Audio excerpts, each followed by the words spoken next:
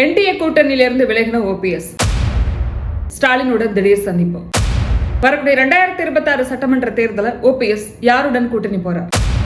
திமுகவா தாவேகாவா? இந்த வீடியோல பார்க்கலாம். Hi everyone, this is RV Saranya. பாஜகவின் தேசிய ஜனநாயக கூட்டணியிலிருந்து விலகிறேன் அப்படின்னு சொல்லி ஓபிஎஸ் அறிவிப்பை வெளியிட்டிருக்காரு. ஆனா எந்த கட்சியோடையும் இதுவரை கூட்டணி பேசல அப்படின்னு சொல்லியிருக்காரு. ஓபிஎஸோட கடந்த கால அரசியல் நிகழ்வுகள்லாம் பார்த்தோம் அப்படின்னா, ஜெயலலிதா மறைவுக்கு பிறகான அவருடைய அரசியல் நிகழ்வுகள் பெரும்பாலும் பாஜக இசைவோடு நடந்திருக்கு. பாஜக அனுமதியோட அவர் செயல்படுறாரு. அவருடைய ஒவ்வொரு அரசியல் நகர்வுலையும் பாஜகவோட ஈடுபாடு இருக்கு அப்படின்னு ஓபிஎஸ் மேல கடந்த காலங்களில் நிறைய விமர்சனங்கள் தொடர்ந்து முன்வைக்கப்பட்டு வந்தது. ஆனாலும் ஓபிஎஸ் பாஜகவுக்கு ரொம்ப விசுவாசமாவே இருந்தார். டெல்லியில இருந்து அமித்ஷாவோ மோடியோ ஜேபி நட்டா இப்படி யார் வந்தாலும் சரி, பாஜகவோட டெல்லி முகங்கள் யார் வந்தாலும் அவங்கள நேர்லயே போய் உடனே வரவேற்கக்கூடியவர் ஓபிஎஸ். சசிகலாவுக்கு எதிராக ஓபிஎஸ் நடத்தின தர்ம யுத்தமா இருக்கட்டும், ஓபிஎஸ் சிபிஎஸ் அதன் பிறகு இணைந்ததா இருக்கட்டும், இப்படி ஓபிஎஸோட கடந்த கால முக்கியமான அரசியல் நிகழ்வுகள் எல்லாத்துலயுமே பாஜகவோட ஈடுபாடு இருக்கு அப்படிங்கிற விமர்சனங்களை ஓபிஎஸ் சந்திச்சார். ஓபிஎஸோட மகன் ரவீந்திரநாத் நாடாளுமன்றத்துல பாஜகவை புகழ்ந்து தள்ளினார். எந்த அளவுக்கு பாஜக நிர்வாகிகள் மோடியை புகழ்ந்து பேசுறாங்களோ அதே அளவுக்கு ஓபி ரவீந்திரநாத்தும் மோடியையும் பாஜகவையும் புகழ்ந்து பேசினார். எனவே வாய்ப்பு வரும்போதெல்லாம் தன்னோட விசுவாசத்தை ஓபிஎஸ் தரப்பு காட்டிட்டே தான் வந்தாங்க. இந்த நிலையில ஓபிஎஸ் சிபிஎஸ் பிரச்சனையில ஓபிஎஸ் தனித்து விடப்படும் போது அதிமுகவில இருந்து அவரை விலக்கின பிறகு பாஜக நமக்கு உறுதுணையா இருக்கும் அப்படின்னு நம்பினார் ஓபிஎஸ். கடந்த நாடாளுமன்ற தேர்தலில் பாஜகவோட தான் கூட்டணி வச்சாரு. அதிமுக தொண்டர்கள் உரிமை மீட்பு குழு அப்படிங்கிற அணியை தொடங்கின ஓபிஎஸ் பாஜகவோட கூட்டணி வச்சாரு. 4 தொகுதிகள் அவர் கேட்டிருந்தார். தென் மாவட்டங்கள்ல முக்கியமான தொகுதிகளை எனக்கு கொடுங்க அப்படின்னு கேட்டிருந்தாரு. ஆனா நீண்ட இழுபறிக்கு பிறகு ஒரே ஒரு தொகுதியை தான் கொடுத்தாங்க. அதுலயும் தாமரை சின்னத்துல தான் போட்டியிடணும் அப்படிங்கிறது பாஜகவோட ஒரு நிபந்தனையா இருந்தது. ஆனாலும் சுயேட்சை சின்னத்துல நான் போட்டியிடுவேன்னு சொல்லி நீண்ட பேச்சுவார்த்தைக்கு பிறகு சுயேட்சை சின்னத்துல ஓபிஎஸ் போட்டியிட்டார். கடந்த நாடாளுமன்ற தேர்தல் அப்போ பாஜகவோட கூட்டணி வச்சிருந்தார் ஓபிஎஸ். வரக்கூடிய 2026 சட்டமன்ற தேர்தலில் அதிமுக பாஜக கூட்டணி அமைந்த நிலையில் பாஜக மூலமா அதிமுக கிட்ட இருந்து உள் ஒதுக்கீடு பெறலாம் அப்படிங்கிறது ஓபிஎஸ் தரப்போட எண்ணமா இருந்தது. பாஜகவும் அது தொடர்பா அதிமுக கிட்ட பேச்சுவார்த்தை நடந்தது அப்படின்லாம் சொல்லப்பட்டது. ஆனா டிடிவியை கூட்டணி சேர்க்கிறதுல எடப்பாடி பழனிசாமிக்கு பெரிய தயக்கம் இருக்கிறதா தெரியல. டிடிவி குறித்த கேள்வி வரும்போதெல்லாம் காலம் பதில் சொல்லும் அப்படின்னு சொல்றாரு. ஆனா ஓபிஎஸ் குறித்த கேள்வி வரும்போதெல்லாம் காலம் கடந்து விட்டது அப்படின்னு சொல்றாரு. எனவே ஓபிஎஸ் சேர்த்துக்கிறதுல அவருக்கு உள் ஒதுக்கீடு கொடுக்கறதுல எடப்பாடி பழனிசாமி ரொம்ப பிடிவாதமா இருக்கார் அப்படின்னு சொல்லப்படுது. எனவேதான் பாஜகவும் ஓபிஎஸ் கை கழுவிருச்சு, ஓபிஎஸ் கண்டுக்கவே இல்லை அப்படின்னு சொல்லப்படுது. ஏன்னா வரக்கூடிய 2026 சட்டமன்ற தேர்தலில் அதிமுக கூட்டணி பாஜகவுக்கு முக்கியம் அப்படிங்கிறதுனால எடப்பாடி பழனிசாமி விரும்பாத ஓபிஎஸ் எதுக்கு சுமக்கணும் அப்படிங்கிறது பாஜகவோட ஒரு கேள்வியா இருக்கு. சமீபத்தில் பிரதமர் மோடி தமிழ்நாடு வந்திருந்தாரு. அப்போ பாஜக கூட்டணியில் இடம்பெற்ற கடந்த நாடாளுமன்ற தேர்தலில் தேசிய ஜனநாயக கூட்டணியில் அங்கம் வகித்தவர்கள் பிரதமர் மோடியை போய் பார்க்குறாங்க. ஜி.கே. வாசன் போய் பார்க்குறாரு, ஏசி சண்முகம் போய் பார்க்குறாரு. அதே மாதிரி மோடியை சந்திக்கிறதுக்கு ஓபிஎஸும் அனுமதி கேட்கிறாரு. ஆனால் அவருக்கு அனுமதி கொடுக்கப்படலை அப்படின்னு சொல்லப்படுது.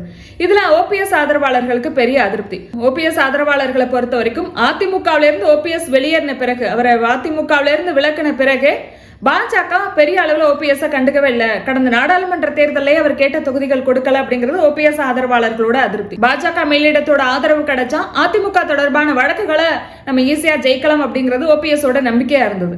ஆனா அவருக்கு தொடர் தோல்விதான். அதிமுக தொடர்பான வழக்குகளை ஓபிஎஸ்க்கு தொடர் தோல்விதான். இதுல பாஜக நம்பின நமக்கு பெரிய ஏமாற்றம் அப்படிங்கிறது ஓபிஎஸ் ஆதரவாளர்களோட ஒரு எண்ணம். இதுல இதுவும் கூட சேர்ந்துக்குது. மோடியை சந்திக்க கூட அனுமதியை கொடுக்கல அப்படிங்கிற அதிருப்தியும் அவங்களுக்கு இருந்தது. இந்த நிலையில தான் நம்மள மதிக்காத பாஜக நம்ம கூட்டணியில இருக்கக்கூடாது அப்படின்னு ஓபிஎஸ் ஆதரவாளர்கள் சொன்ன நிலையில ஓபிஎஸ் அதிரடியான ஒரு முடிவு எடுத்திருக்காரு. என்டிஏ கூட்டணியில இருந்து நான் விலகிறேன் அப்படின்னு சொல்லியிருக்காரு.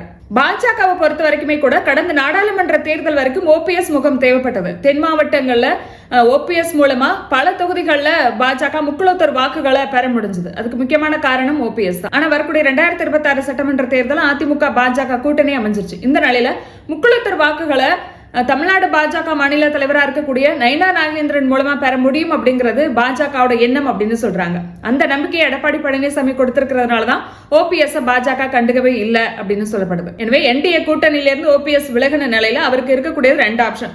ஒன்று, அவரால் தாவேகா போக முடியும், இல்லைன்னா திமுக போக முடியும். திமுகவில் ஓபிஎஸ் சேர முடியுமா?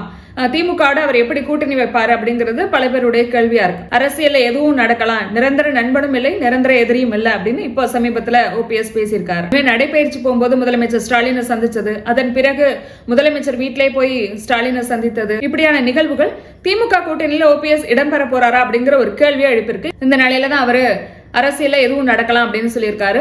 ஓபிஎஸ் ஆதரவாளர்களை பொறுத்த வரைக்கும் திமுக எங்களுடைய தாய் கழகம் அப்படின்னு சொல்றாங்க. அதே போல பன்ருட்டி ராமச்சந்திரன் திமுகவை வீழ்த்தணும் அப்படிங்கறது எங்களுடைய நோக்கம் இல்ல அப்படின்னு இன்னைக்கு அவர் பேசியிருக்காரு. ஒட்டுமொத்தமா ஓபிஎஸ் தரப்பு திமுக ஆதரவு நிலைப்பாட எடுக்கிறாங்க. திமுக எங்களுடைய எதிரி இல்ல, நாங்க கூட்டணி அமைச்சாலும் அமைக்கலாம் அப்படிங்கிற மாதிரி மறைமுகமா அவங்க பேசுறாங்க. அதே போல கடந்த கால நிகழ்வுகளை எடுத்து பார்த்தோம்னா ஓபிஎஸ்க்கும் ஸ்டாலினுக்கும் ஒரு இணக்கமான போக்கு, ஒரு நட்பு இருந்துகிட்டே தான் இருக்கு. ஜெயலலிதா மறைந்த போது திமுகவினர் ஓபிஎஸ்க்கு தான் ஆறுதல் சொல்லிட்டு போனாங்க. அதே போல ஓபிஎஸ் தாயார் மறையும் போது அமைச்சர்கள் ஓபிஎஸ் வீட்டுக்கு போய் ஆறுதல் சொன்னாங்க.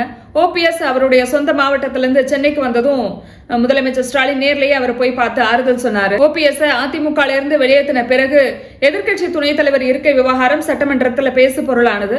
எதிர்க்கட்சி துணைத் தலைவர் சீட்ல ஓபிஎஸ் உட்காரக்கூடாது அப்படின்னு சொல்லி அதிமுகவினர் எதிர்ப்பு தெரிவிச்சாங்க. ஆனாலும் சபாநாயகர் ஓபிஎஸ்க்கு ஆதரவா தான் செயல்பட்டார். இது எல்லாத்தையும் விட ஓபிஎஸ் மேல சசிகலா வைத்த முதல் குற்றச்சாட்டே ஓபிஎஸ் எதிர்க்கட்சி தலைவர் மு.க. ஸ்டாலினை பார்த்து சிரிச்சு பேசுறாரு அப்படிங்கறதான். இப்படி இது போன்ற கடந்த கால நிகழ்வுகளை எடுத்து பார்த்தோம் அப்படின்னா ஓபிஎஸ்க்கும் ஸ்டாலினுக்கும் ஒரு இணக்கமான போக்கு, ஒரு நட்பு இருந்துகிட்டே தான் இருக்கு. எனவே அவர் திமுகவோட கூட்டணி வைத்தாலும் ஆச்சரியப்படுறதுக்கு இல்ல. இன்னொரு ஆப்ஷன் தாவேகா யாருடனும் இது வரைக்கும் கூட்டணி அமைக்கல. எனவே தாவேகா, ஓபிஎஸ், டிடிவி, தேமுதிக சேரலாம் அப்படிங்கிற ஒரு பார்வையும் இருக்கு. சொல்லப்போனா 2016 எப்படி மக்கள் நல கூட்டணியை ஆளுங்கட்சி அமைச்சதா சொன்னாங்களோ அதே போல வரக்கூடிய 2026 சட்டமன்ற தேர்தலையும் ஒரு கூட்டணி அமையலாம், மூன்றாவதா ஒரு கூட்டணி அமைக்கலாம். குறிப்பா திமுகவே அந்த கூட்டணி அமையறதுக்கு உதவலாம் அப்படின்னு கூட சொல்லப்படுது. இது போன்ற யூகமான செய்திகள் கூட உலா வருது. அதாவது அதிமுக பாஜக தனித்து விடப்படணும் அப்படிங்கிறதுக்காக ஒரு மூன்றாவது கூட்டணி அமையலாம். அப்படி அமையும் போது ஆளுங்கட்சியான திமுகவுக்கு அது சாதகமா இருக்கும் அப்படின்னு சொல்லப்படுது. ஒருவேளை இப்படி அமையாத பட்சத்துல தாவேகா ஓபிஎஸ் கூட்டணி அமையாத பட்சத்துல, ஏன்னா டிடிவி இப்போ வரைக்கும் என்டிஏ கூட்டணியில தான் நான் இருக்கேன் அப்படின்னு சொல்றாரு. எனவே ஓபிஎஸ் மட்டும் தாவேகாவோட சேர தயங்கினா, தாவேகாவோட கூட்டணி அமையல அப்படின்னா அவர் திமுக போகலாம் அப்படின்னு சொல்றாங்க. எனவே ஓபிஎஸ் என்ன முடிவு எடுக்க போறாரு அப்படிங்கிறது இன்னும் கொஞ்ச நாளையில நமக்கு தெரிய வரும். இதை பத்தி உங்களோட கருத்து என்ன அப்படிங்கறத கமெண்ட்ல பதிவு பண்ணுங்க. மறக்காம சப்ஸ்கிரைப் பண்ணுங்க. நாளைக்கு பேசலாம்.